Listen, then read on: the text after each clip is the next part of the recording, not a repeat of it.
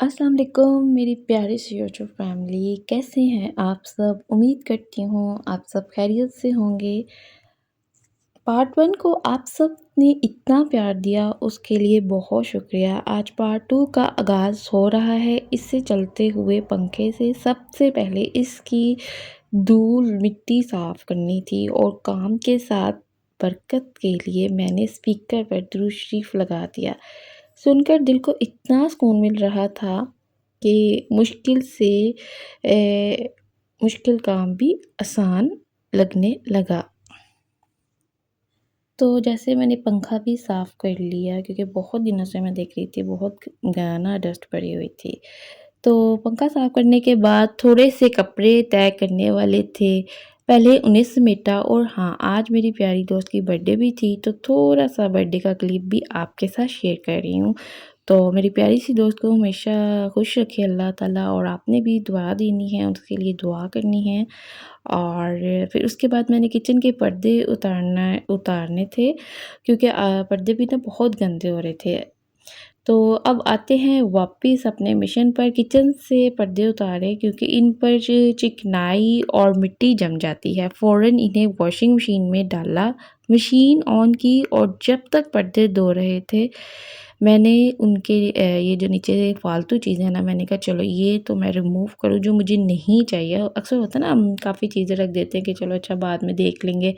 तो इस तरह से ना काफ़ी सामान हमारे पास ना जमा होना शुरू हो जाता है।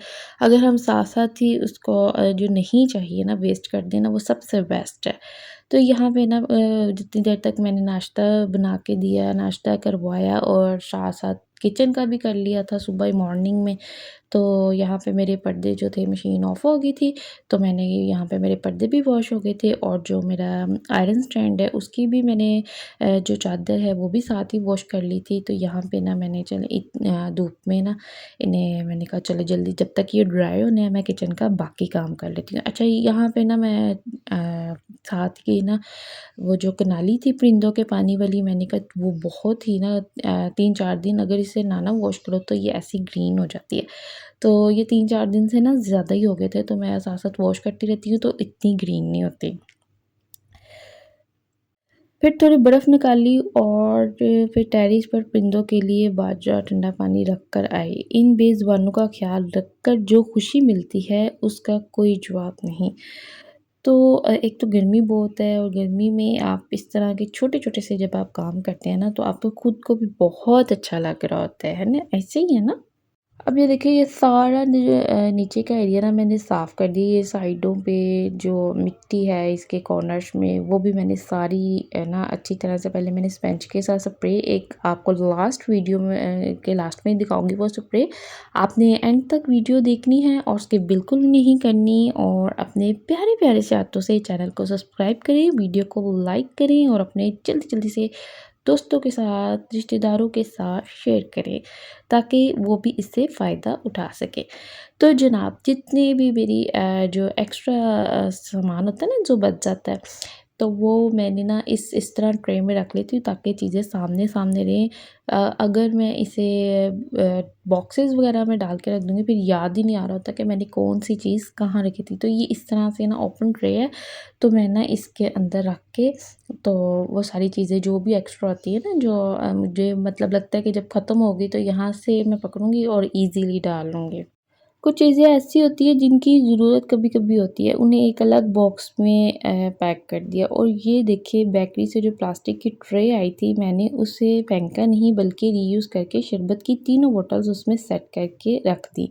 है ना बेहतरीन देसी जुगाड़? दूसरी तरफ से भी एक्स्ट्रा बॉटल वेस्ट करके सब नीट क्लीन कर दिया और खाली ये देखिए ये ना एक बॉक्स पड़ा हुआ था इसमें ग्रोसरी का सामान आया था तो जो मुझे चीज़ें कभी-कभी यूज़ में होती हैं ना मतलब ज़्यादा इनकी ज़रूरत नहीं होती, तो वो मैंने कहा चलिए ऐसे एक बॉक्स में डाल के रख देती हूँ। जैसे मैं स्कूल आजकल छुट्टियाँ हैं तो बॉटल मेरी ये स्कूल की है तो मैंने कहा ये अभी यूज़ में नहीं है, तो मैंने इसको इस तरह से इस बॉक्स में डाल के रख देती हूँ, ताकि ना जब ज़रूरत हो तो फिर बंदा इस बॉक्स में से इस तरह की चीज़ें ले लेता है। तो इस तरह से ना आपके किचन में चीज़ें सिमटी-सिमटी सी लगती हैं। उसके बाद जनाब यहाँ पे ना ये मैंने बॉटल्स पे ना ये रखे हुए थे तेज़पात पत्ते, तो मैंने ना फिर ये मेरे पास एक्स्ट्रा बोतल नहीं थी तब, अब ये मेरे पास थी तो मैंने इसको वॉश किया था, इसको वॉश की ड्राई पड़ी हुई थी तो मैंने इसमें पत्ते डाल दिए।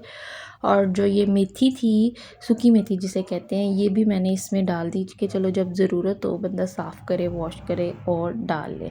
इस तरह की चीज़ें जब सामने पड़ी होती है ना तो बहुत ईजी होती है। और जब आप ये इस तरह नीचे कोई भी कपड़ा बिछा लेते हैं, कोई अखबार कागज़, तो आपके शेल्फ पे जो इतनी डीपली साफ़ करनी पड़ती है ना बार बार, वो नहीं साफ़ करनी पड़ती। अच्छा, यहाँ पे ना मैं न्यू ग्लास का एक बॉक्स लेके आई थी, तो ये ना मेरे पास एक्स्ट्रा ही पड़ा हुआ था, तो मैंने क्या किया, इसको रीयूज़ कर लिया। मैंने इसको फेंका नहीं, पहले मैं सोच रही थी ये क्या करना है, लेकिन जब मैंने देखा ये मेरी एक्स्ट्रा जो डिब्बियाँ हैं इसमें आ जाएंगी, तो फिर मैंने रख ली। और ये बास्केट में ना ये काफ़ी ज़्यादा इस तरह के टिफ़िन थे, तो मैं ना इन चीज़ों को फेंकती नहीं हूँ। अक्सर हमें कभी ऐसी ज़रूरत पड़ती है कि हम ढूंढ रहे होते हैं तो हमें नहीं मिलते। जितने भी बॉक्सेस होते हैं ना, मैं इस तरह से बास्केट में रख के सेट करके रख लेती हूँ, ताकि मुझे जब भी ज़रूरत हो मुझे पता हो इस बास्केट में पड़ा हुआ है, तो मैं आराम से। और ये ना बॉक्स मेरा था वो कटर वाला, तो मैंने ना इसमें जितने भी शॉपर्स वगैरह होते हैं ना, मैं सारे इसमें डाल के रख देती हूँ।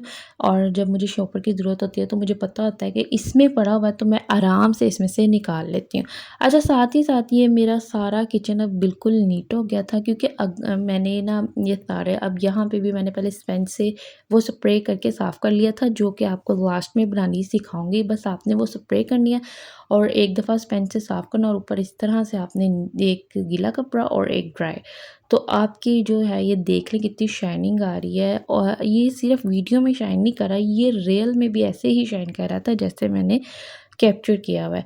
तो ये ना एक्स्ट्रा एक जग था मेरे पास, इसमें ना गर्म दूध डाला था, तो ये इसमें लीक होना शुरू हो गया था, तो मैंने कहा चलो अब इसको वेस्ट तो ये हो ही गया, तो ना इसमें ऐसे बॉक्सेस, ये जो है ना छोटी डिब्बियाँ रख देती हूँ, ताकि पता चले कि ना सामने सामने इस तरह की चीज़ें रखूँ, जब ज़रूरत हो ना तो बंदा आराम से यूज़ कर लेता है। हाँ जी, जी, अब वो स्प्रे बनाने लगी हूँ, जिसका आप सबको बेसब्री से इंतज़ार होगा कि वो स्प्रे ऐसी जादुई कौन-सी है, जब आप चूल्हे पे भी करेंगे तो आपका चूल्हा भी ऐसे मिनटों में मिनटों में चमक उठेगा और आप कहेंगे वाह भई! ये तो जादू ही हो गया। अब इतनी गर्मी में किचन में इतना देर तक काम करना बहुत और साथ वीडियो भी बनाना, तो एक छोटा-सा लाइक और सब्सक्राइब तो बनता है ना। अपने प्यारे-प्यारे से हाथों से जल्दी से वीडियो को लाइक कर दें, चैनल को सब्सक्राइब कर दें और प्यारा-सा कमेंट भी करना मत भूलिएगा। तो जनाब, यहाँ पे आपने क्या करना है, एक ऐसे ही खाली आपने स्प्रे वाली बॉटल लेनी है, उसमें आपने मैक्स, विम जेल और सिरका ऐड कर देना है, थोड़ा-सा पानी ऐड कर देना है, और साथ में इसमें आपने जो मीठा सोडा होता है ना वाइट कलर का, उसमें आपने वो भी ऐड कर देना, ठीक है? ये आपकी बहुत, बहुत, बहुत अच्छी स्प्रे बन जाएगी, ठीक है? इस स्प्रे से ना आपको बहुत फ़ायदा होगा कि जब आप ये बस अक्सर हमारा दिल नहीं ना कर रहा होता डीप क्लीनिंग का, तो बस आप ये स्प्रे करें, और एक आपने वेट और एक ड्राई 2 कपड़े रखने हैं, और इससे आपके काम में इतनी आसानी होगी, ख़ास तौर पर गर्मियों में जब हम ज़्यादा देर तक किचन में खड़े नहीं हो सकते। अब आपके सामने मेरा चूल्हा कितना गंदा हो रहा है, सिर्फ़ मैंने स्प्रे किया है, और ये इस क्लीनिंग वाले कपड़े से मैंने इसको क्लीन कर दिया, और अब आपके सामने रिज़ल्ट है कि कितना नीट लग रहा है। मुझे कोई स्पंज से बार-बार इसको साफ़ नहीं करना पड़ा, मैंने कुछ भी यूज़ नहीं किया, सिर्फ़ और सिर्फ़ एक दफ़ा ही मैंने वो स्प्रे किया है और आपके सामने नीट कर दिया। आपने भी ये स्प्रे ज़रूर बनानी है और यूज़ करनी है, और मुझे बताना है कि आपको कैसे रिज़ल्ट्स मिले हैं इसके।